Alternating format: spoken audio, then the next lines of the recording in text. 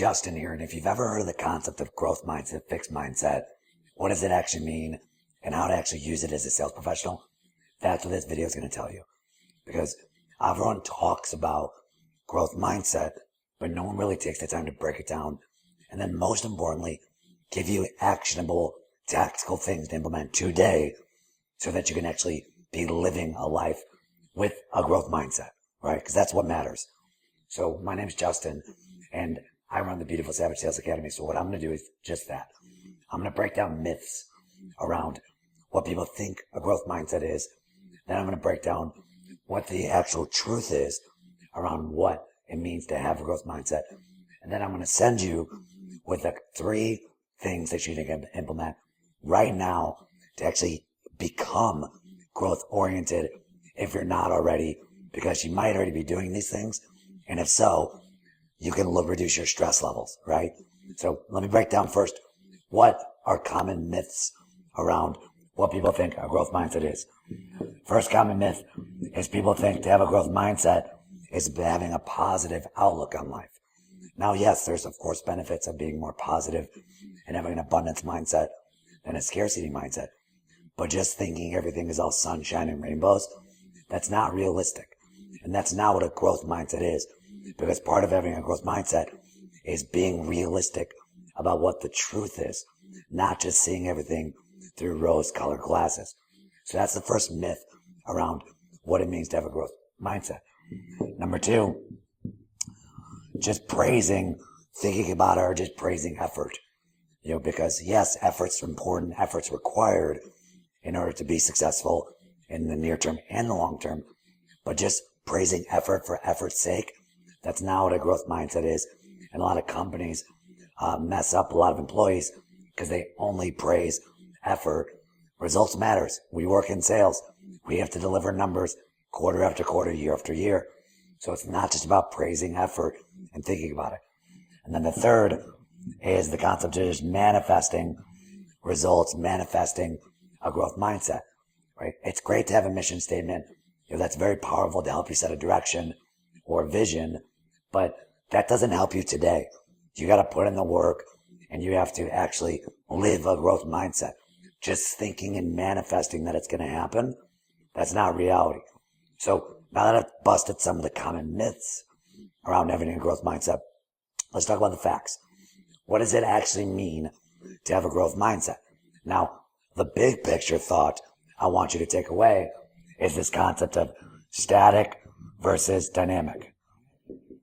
And what that means is if you have a fixed mindset, which is the opposite of growth mindset, you believe that intelligence is fixed. Intelligence can't be improved, right? But a growth mindset believes that intelligence is dynamic and it can evolve over time. So these are the things to break down what it means to actually live a dynamic mindset, growth mindset to help you grow. So number 1 is embracing challenges. So it's not a question of if you're going to face adversity, if you're going to have challenges in your life. It's a question of how much. One of my favorite quotes that I heard is, everyone is either going into a storm, in the middle of a storm, or leaving a storm. So the question is, how do you think about that? Are you scared of the storm at all times? Or are you waiting for the storm and embracing it, right?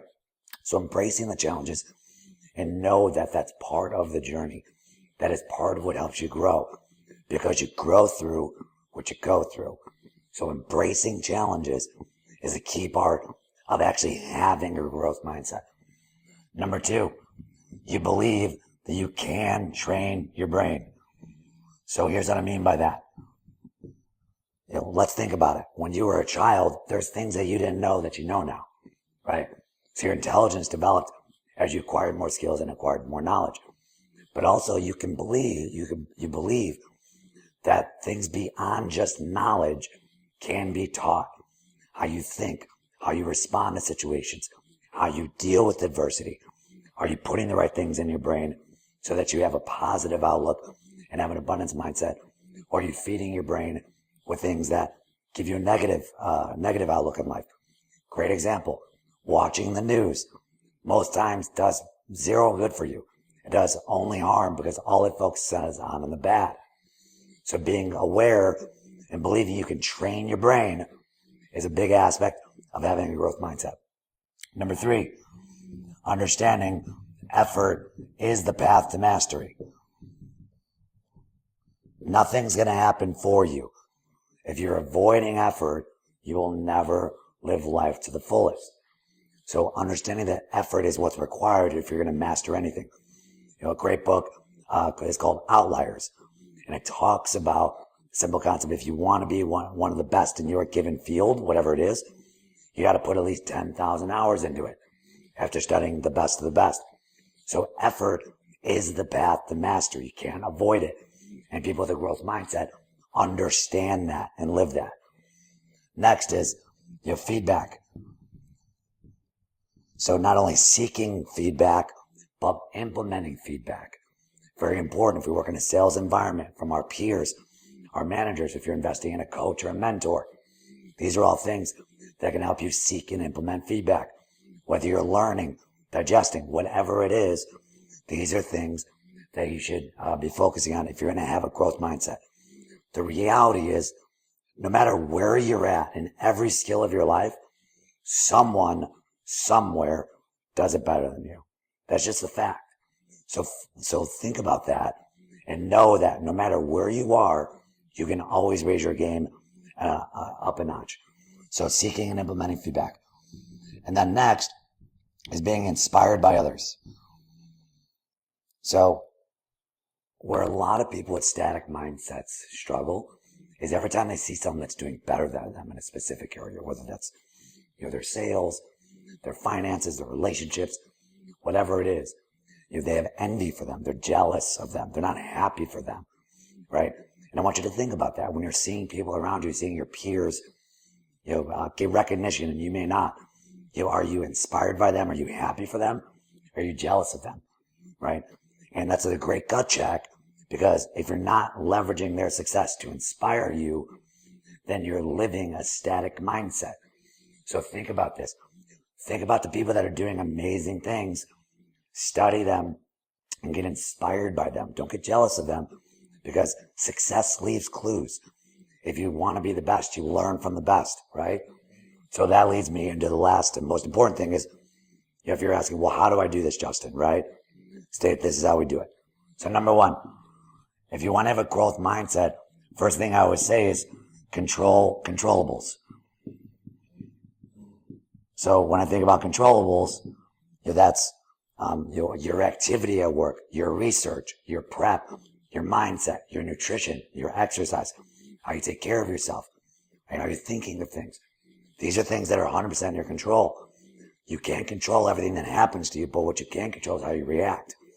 So control the controllables first and foremost, and you're going to be doing and living a growth mindset. Number 2 is study success.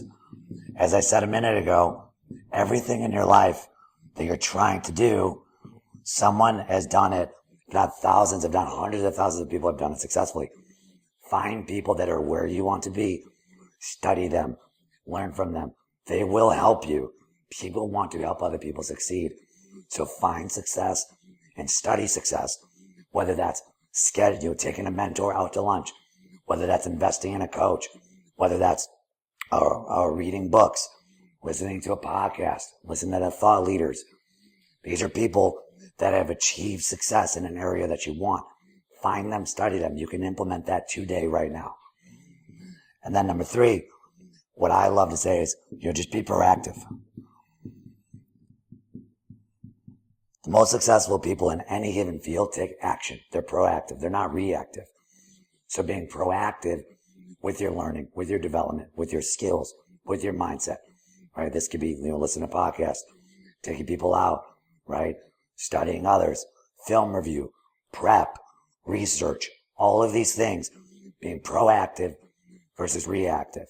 Now, we're all going to get blindsided, right?